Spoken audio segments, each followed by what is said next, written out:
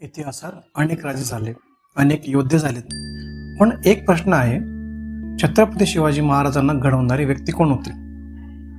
ती होती राजमाता जिजाऊ. ज्या काळात अन्याय, अत्याचार आणि परकीय सत्ता सर्वत्र पसरली होती, त्या काळात जिजाऊंनी आपल्या पुत्राच्या मनात एक स्वप्न रुजवलं.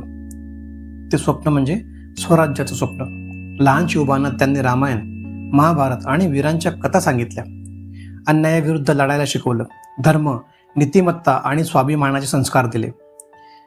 त्यानंतर शिवरायांनी अनेक किल्ले जिंकले, अनेक लढाया जिंकल्या, पण त्या प्रत्येक विजयामागे एका मातेचे संस्कार उभे होते. दिनांक 17 जून 1674 राज्याभिषेकानंतर अवघ्या काही दिवसात स्वराज्याची ही महान माता अनंतात विलीन झाली. पण त्यांनी दिलेले संस्कार आजही लाखो लोकांना प्रेरणा देतात.